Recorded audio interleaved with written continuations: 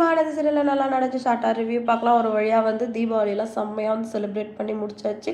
எதுக்காக வந்து இவ்வளோ வேகமாக அந்த சீரியலை கொண்டு போகிறாங்க அப்படின்னு எனக்கு தெரியல.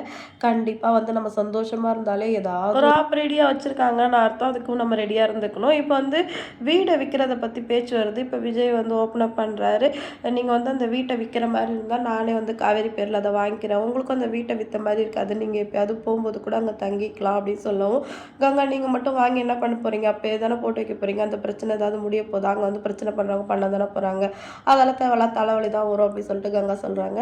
அதெல்லாம் ஒரு பிரச்சனையும் வராது. வீட்டை பார்த்துக்கிறதுக்கு வேணால் ஒரு ஆளை போட்டுடலாம். காவேரி சொன்ன மாதிரி ஹோம் ஸ்டே மாதிரி ஏதாவது அரேஞ்ச் பண்ணலாம். அப்போ எதுவும் பிரச்சனை வராதுல்ல அப்படின்னு சொல்லவும், காக்கும் யமுனாக்கும் மூஞ்சி வந்து சுருங்கி போயிடுது. ஆனால் வந்து சாரதாம்மாவும் பாட்டியும் செம்ம ஹாப்பி ஆயிடுறாங்க. யாருக்கும் வந்து அந்த வீட்டை விற்கிறதுக்கு காவேரி வந்து அந்த வீட்டை வாங்கிட்டா எங்களுக்கு சந்தோஷம்தான்.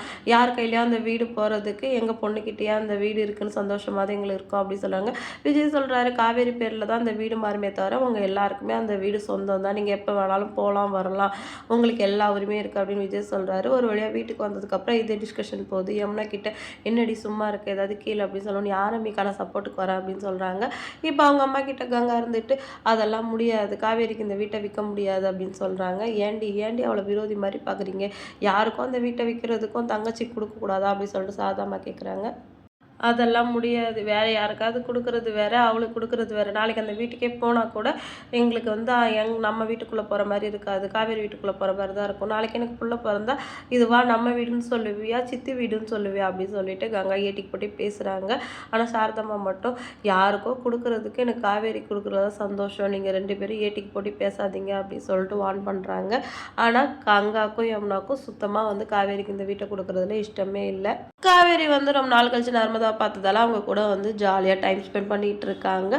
அடுத்த நாளைக்கான ப்ரொமோவில் வந்து காவேரிக்கு ஃபோன் பண்ணி கங்காவும் யமுனாவும் வீட்டை வந்து உனக்கு கொடுக்க முடியாது அப்படின்னு சொல்லவும், அந்த வீட்டை நான் தான் வாங்குவேன், உன்னால் என்ன பண்ண முடியுமோ பாரு அப்படின்னு சொல்லிட்டு நம்ம காவேரி கெத்தாக சவால் விடுறாங்க.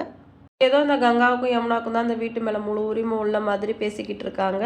நாங்கள் வந்து அந்த வீட்டை விற்று காட்டுறோன்னு சொல்கிறாங்க. காவேரி சைன் பண்ணாமல் இவங்க எப்படி அந்த வீட்டை விற்க முடியும்? காவேரி வந்து இந்த வீடு பிரச்சனையில் என்ன முடிவு எடுக்கிறாங்கன்னு வெயிட் பண்ணி பார்க்கலாம். வீடியோ செலக்ட் பண்ணிக்கோங்க. அடுத்த ஒரு இன்ட்ரெஸ்டிங்கான வீடியோட நான் உங்களை மீட் பண்ணுறேன்.